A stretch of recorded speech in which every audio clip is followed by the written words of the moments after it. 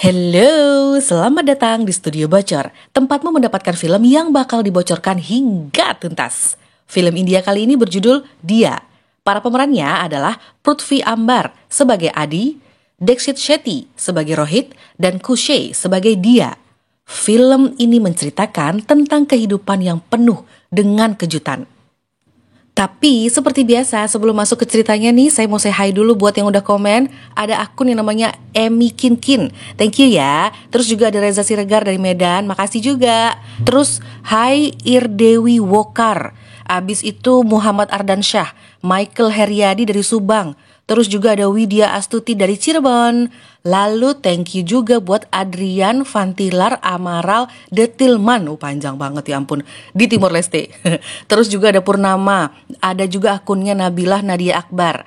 Terus Hai Tuti Agustin di Sangatta, Kalimantan Timur. Plus juga Tini Farzin di Langkawi, Malaysia. Terima kasih banyak ya yang udah sempet komen dan semuanya yang nonton. Pokoknya komen gak komen, pokoknya udah support. Thank you banget. Hati kalian tuh bener-bener mulia guys. Semoga nih ya, kalian semua selalu dalam keadaan happy. Semoga si doi yang tiba-tiba gak kontak lagi segera disadarkan kembali. Terus semoga yang lagi menghadapi masalah dikuatkan dan segera diselesaikan masalahnya. Amin. Pokoknya kalian semua sehat selalu ya. Kita langsung masuk ke cerita film Dia. Nah, ini adalah Dia. Dia Swarup.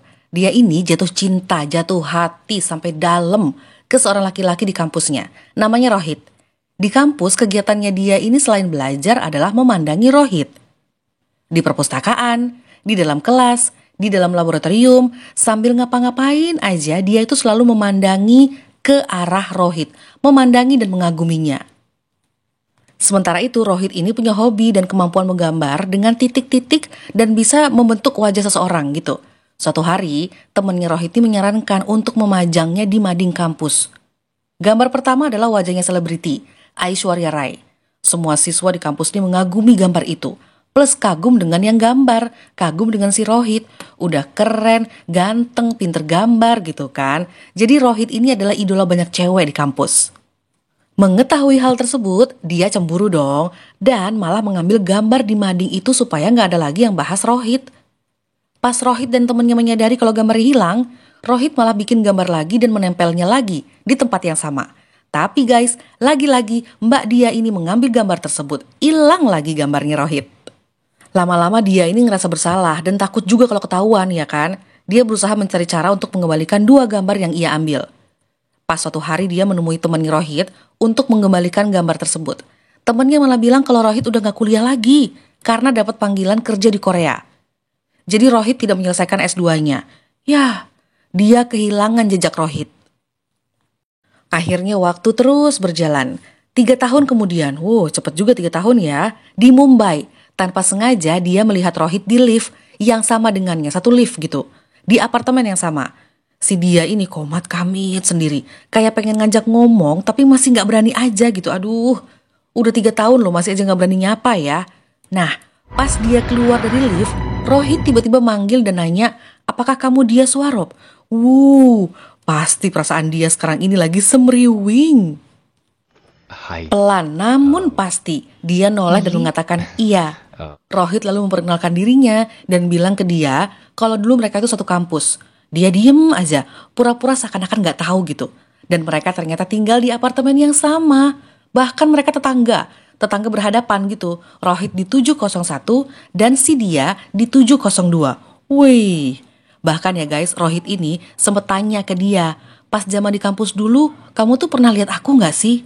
Belum sempet dia menjawab, ayah dan pamannya dia tiba-tiba keluar dari apartemen, menyapa mereka semua. Dan obrolan mereka berdua buyar. Halo, Sir. Besoknya dia dan Rohit bertemu lagi. Mereka jadi sering ketemu ya gak sih? Karena mereka berhadap-hadapan gitu rumahnya. Bahkan janjian untuk lari bareng, nongkrong bareng gitu. Jadi temen deket deh mereka pokoknya.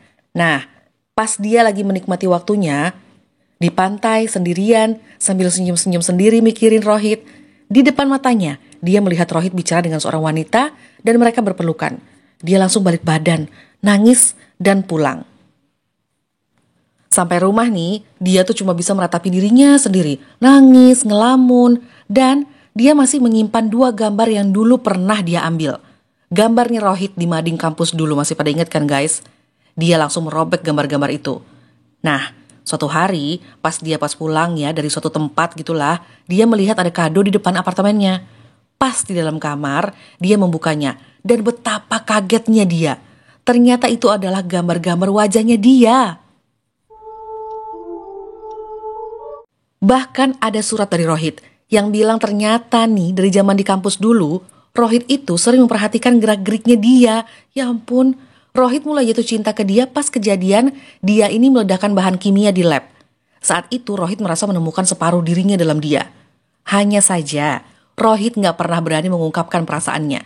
Astaga, ternyata Rohit sama dia ini dari dulu sama-sama memendam rasa cinta loh. Ya ampun.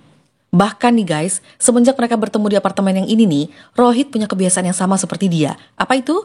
Yaitu ngintip di lubang pintu untuk ngecek mereka masing-masing. Astaga, dia udah gak pakai mikir panjang, dia langsung keluar dari kamarnya. Dan dari apartemen seberangnya si Rohit yang juga udah ngintip di lubang pintunya langsung keluar juga. Rohit langsung mengungkapkan perasaannya lagi ke dia. Lalu Mbak dia ini jujur kalau yang ngambil gambarnya Rohit dulu itu ya dirinya sendiri ini. Dan mereka kemudian berpelukan. Oh, mereka jadian setelah saling memendam perasaan selama 3 tahun. Akhirnya mereka bisa bersama. Mulailah guys, film ini menunjukkan kebersamaan pasangan yang telah lama tidak pernah berani saling mengungkapkan perasaannya ini. Akhirnya mereka bersatu, ya kan? Pas di bioskop, mereka nonton bareng nih. Rohit bilang, kalau setiap kali ingin mengungkapkan rasa cintanya, harus menggenggam tangan dan mencekramnya 3 kali sambil bilang, I love you, gitu, sambil cekram 3 kali gitu. Begitupun yang jawab, kalau yang jawab cukup 2 kali, bilangnya me too gitu. Ada-ada aja ya pasangan yang sedang dimabuk asmara ini. Pas pulang dari bioskop, Rohit bilang ke dia kalau keluarganya mau datang untuk membantu Rohit menemui ayahnya dia. Rohit ternyata ingin melamar dia. Rohit buru-buru amat ya. Dia seneng dong pastinya, tapi dia juga agak takut karena belum tahu nantinya ayahnya akan setuju atau tidak. Sambil membahas di motor nih, tiba-tiba dari samping mereka ditabrak oleh mobil yang pengemudinya sedang mabuk. Gila, ini ngagetin. Mereka berdua terkapar di jalan dalam keadaan gak sadar. Kita langsung beralih ke adegan di rumah sakit ya. Saat dia mulai sadar, pamannya berusaha menenangkan dia untuk tetap istirahat. Dia kekeh ingin melihat Rohit. Sang paman bilang Rohit baik-baik saja. Tapi karena dia kekeh mau menemui Rohit, akhirnya pamannya bilang kalau Rohit meninggal dunia pas perjalanan dibawa ke rumah sakit. Ya ampun. Aduh, setelah bertahun-tahun mereka akhirnya bersatu, malah sekarang harus berpisah selama-lamanya loh. Kemudian setiap hari dia ini belum bisa menghilangkan rasa sedihnya yang begitu dalam. Iyalah ya, gila aduh. Bangun tidur tuh kayak berasa dipegang tangannya oleh Rohit. Kemudian dia kembali suka menyakiti dirinya sendiri, mulai melukai tangannya di tembok yang kasar, melamun di pantai dan sebagainya. Sampai-sampai pamannya mengirim dia ke rumah saudaranya supaya dia ini ada temennya dalam kondisi yang sangat sedih ini. Dan suatu hari dia melihat robekan koran yang beritanya tentang orang yang bunuh diri di rel kereta api. Nah, rupanya dia mendapat inspirasi di sini, ya ampun. Dengan tegas tanpa tedeng aling-aling, tanpa lihat kanan dan kiri, dia jalan menuju ke rel kereta api dan nungguin kereta lewat untuk menabraknya. Dia ini sudah ada di tengah rel. Aduh, menunggu, dan tiba-tiba dia melompat ke samping dan gak jadi bunuh diri. Aduh, syukur deh, ternyata masih gak mau bunuh diri. Dalam keadaan yang tegang kayak gini, dia tiba-tiba menerima telepon dari orang yang gak dikenal, namanya Adi. Pas dia angkat telepon, si Adi ini memanggil dia dengan nama Hai Dia Sup gitu. Ya kayak ngejek gitu, nama aslinya adalah Dia Swarup kan, tapi dipanggilnya Dia Sup gitu. Singkat cerita, Adi ini menemukan tasnya dia yang dicopet orang. Loh, gimana sih? Jadi gini guys, kita flashback dikit ya. Jadi, pas Mbak dia ini lagi jalan ke rel kereta api untuk bundir alias bunuh diri, dia ini udah fokus banget ya kan, dengan niatnya gitu kan untuk bunuh diri. Jadi dia tuh diikuti pencopet, tapi dia gak sadar. Nah, ada Adi di sekitar situ lagi jalan juga gitu. Mbak dia ini gak sadar kalau dia tuh dicopet. Dia lurus aja jalan. Adi ngelihat kejadian itu. Malahan, si Adi ini yang lari mengejar pencopet. Adi lalu menemukan tasnya. Ya kan, udah dapat nih tasnya. Lalu dia cari datanya di dalam tas tersebut. Dapatlah datanya si Dia Swarup. Sekarang Adi nelfon dan ngajak janjian mau ngembaliin tas tersebut. Si dia malah marah-marah dan gak mau tasnya kembali. Loh, Adi yang gak tahu apa-apa jelas bingung lah. Mau dibalikin tasnya kok malah dimarahin ya kan? Nah, cerita tentang Adi nih sekarang ya. Dia itu punya impian membeli motor merah kesukaannya di sebuah tempat. Pas lihat motor itu tuh, Adi selalu gak bisa melepas pandangannya. Dan mampir untuk sekedar pegang-pegang, coba-coba gitu. Lalu, Adi ini punya ibu namanya Laki. Dia adalah seorang dokter. Adi sangat dekat dengan ibunya. Pas Adi sempat nganter ibunya ke rumah sakit untuk praktek, gak sengaja Adi malah bertemu dengan Dia Swarup.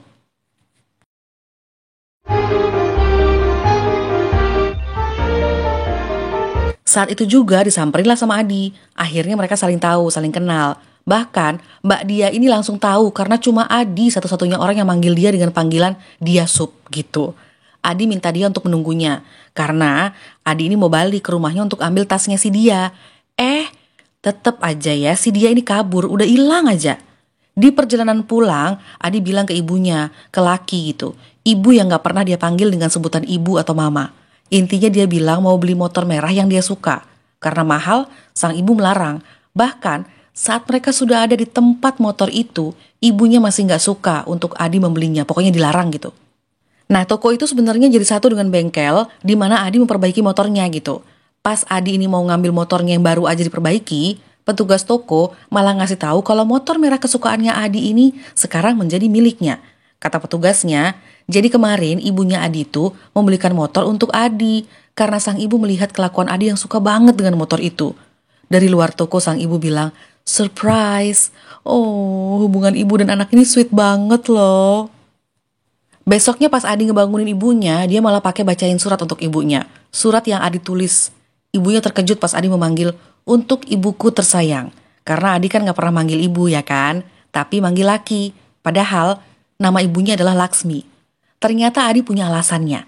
Dan alasan itu tertera dalam surat tersebut.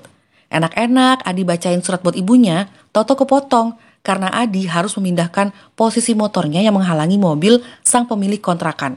Yah, baca surat untuk ibu malah kepotong. Kita lanjut ke cerita selanjutnya. Si Adi ini lagi nonton ke bioskop bersama temannya. Nah, ternyata di sini Adi dan dia malah ketemu. Mereka duduk sebelahan. Ekspresi kagetnya Adi ini lucu banget loh. Bahkan, Adi sempat nawarin mau beli makan dan minum. Tapi gak jadi. Karena dia gak mau kalau pas dia beli makanan, Mbak dia ini pergi lagi. Karena kan sebelumnya sempat kabur kan di rumah sakit gitu kan. Singkatnya akhirnya mereka pulang bareng. Karena Adi mau ngajakin dia ke rumahnya, ke kontrakannya mampir untuk ngambil tasnya gitu. Namun Adi malah ngajak dia ini ke tempat yang katanya di situ semua orang tinggal dengan bahagia dan gak pernah sengsara. Ternyata tempat itu adalah kuburan guys. Intinya sih Adi ini mau nasehatin ke dia untuk bisa lebih positif ngelihat kehidupannya gitu. Apalagi Adi juga sudah tahu tentang kesedihan Mbak dia yang kehilangan pacarnya yaitu Rohit. Makin hari mereka berdua makin dekat. Pelan-pelan mereka jadi kayak sahabat banget, deket banget lah. Belum lagi, si Adi ini orangnya kan ceria banget ya. Dia bahkan ngasih surprise loh ke dia pas dia lagi ulang tahun. Adi ngumpulin teman-temannya dan mereka merayakan bersama. Adi ini pelan-pelan bisa membuat dia jadi nggak terpuruk lagi. Mereka berdua pergi makan bersama, belanja bersama. Aduh, bener-bener saling membutuhkan. Tapi tetap ya, mereka tuh sahabat loh ya. Sampailah pada waktu si dia ternyata harus pamitan balik ke Mumbai karena neneknya sakit dan dia harus merawatnya. Mereka berdua sama-sama sedih, apalagi Adi. Tapi yang namanya Adi ini kan orangnya selalu ceria ya. Jadi dia menanggapi pamitannya dia ini ya kaget tapi sedih, tapi gak lebay gitu. Dia bisa menutupinya dengan cara memberi ucapan yang santai. Tapi sekali lagi sebenarnya Adi gak pengen jauh dari dia. It was real. Malam harinya, Adi ini curhat ke Laki, ke ibunya. Sang ibu ngasih saran untuk nganterin dia. Udah anterin aja pakai motor, habis itu naik bus ke kota yang lain. Pokoknya at least sebelum mereka sampai ke Mumbai, punya waktu lah seharian untuk bisa bersama lagi, ya kan? Ada-ada aja ya ibunya Adi dan akhirnya, bener dong, Adi nganterin dia. Mereka naik motor dulu sambil menikmati alam bersama, kemudian naik bus, kemudian naik kereta. Mereka sibuk ngobrol sambil bisik-bisik sebelum tidur. Besoknya, waktunya Adi dan dia berpisah di stasiun di kota di mana ibunya Adi tinggal. Mestinya Adi turun dan Mbak dia ini tetap di kereta karena lanjut ke Mumbai gitu kan. Dengan sedih, Adi gak bangunin dia. Adi langsung pergi. Tak disangka tadinya Nadia juga udah turun aja dari kereta. Dia malah pengen mampir dulu ke rumah Adi dan ibunya. Akhirnya mereka bertemu dan punya waktu lebih lama untuk bertemu. Dia juga pakai acara demam lagi, dirawat oleh Adi. Tapi tenang, besoknya sudah waktunya dia benar-benar harus pergi ke Mumbai. Berat banget rasanya benar-benar harus melepas dia. Adi bahkan sempat curhat ke ibunya tentang perasaannya ke dia. Sang ibu menyarankan Adi mengungkapkannya. Tapi Adi gak mau, karena dulu mereka itu ternyata pernah berjanji untuk tidak merusak pertemanan dengan cinta. Nah, pas di kereta mereka berpisah, ada beberapa ucapan mereka yang Adi dan dia pikir itu adalah kode kalau mereka sama-sama saling suka tapi gak berani ngomong.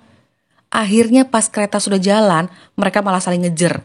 Nah, Adi nih nekat masuk ke kereta mencari dia. Mereka akhirnya pelukan tanpa harus mengungkapkan cintanya. Mereka sama-sama tahu kalau mereka sama-sama jatuh cinta.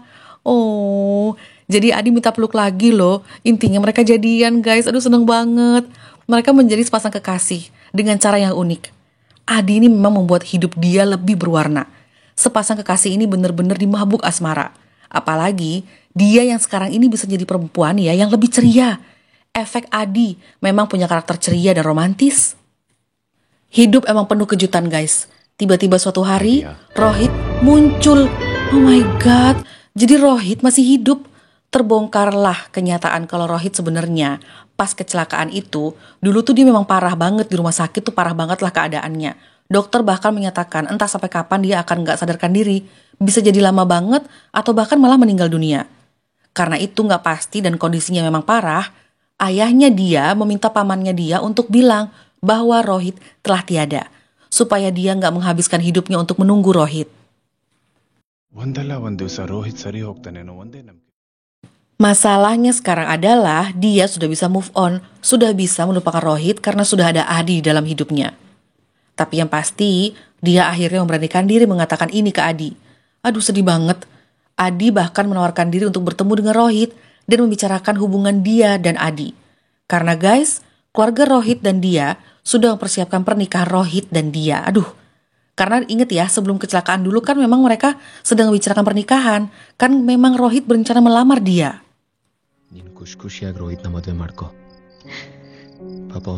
Adi ini benar-benar ingin bersiap ke Mumbai guys dan bertemu dengan Rohit.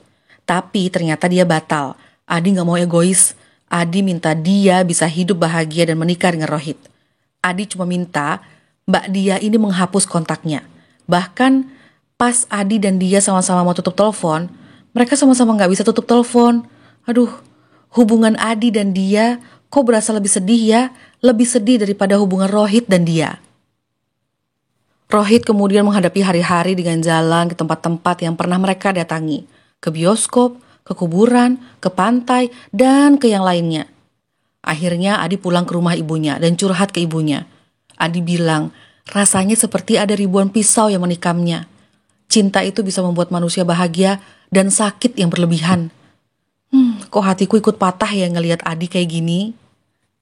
Lalu Smita, sepupunya dia, menelpon Adi dan mengajak Adi ke Mumbai untuk datang ke pernikahannya dia besok. Wow, cepet banget. Di rumah, ibunya Adi melarang Adi dengan keras untuk datang ke Mumbai dan mendatangi resepsi pernikahan dia.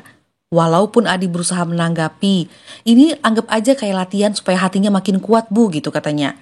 Tapi sang ibu tetap ngelarang. Aduh, udah deh Adi, dengerin kata ibumu aja, kenapa sih gak usah datang, kenapa sih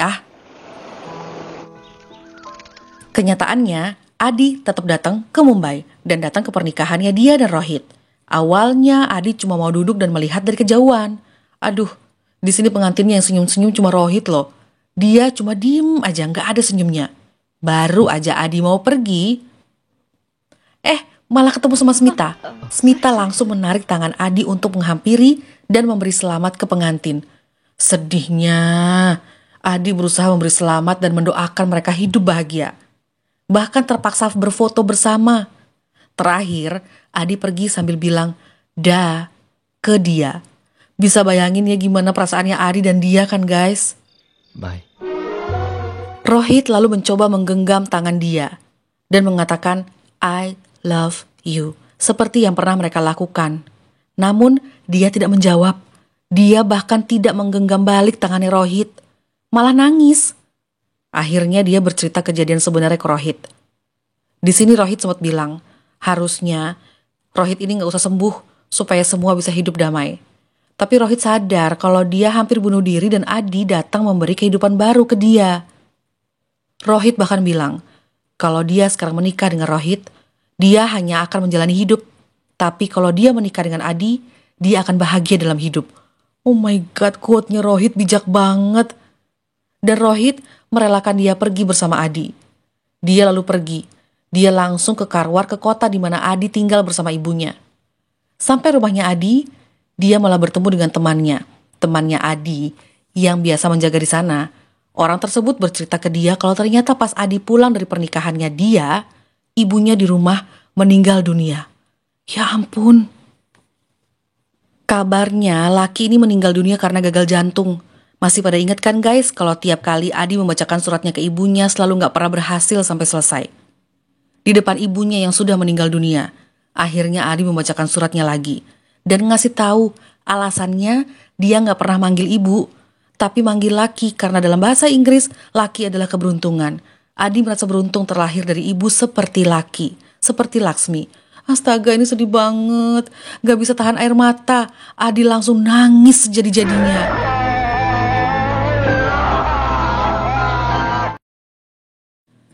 Sekarang dia dan temannya Adi keliling mencari Adi ada di mana. Setelah ngurus donor organ tubuh ibunya, katanya dia pergi entah kemana.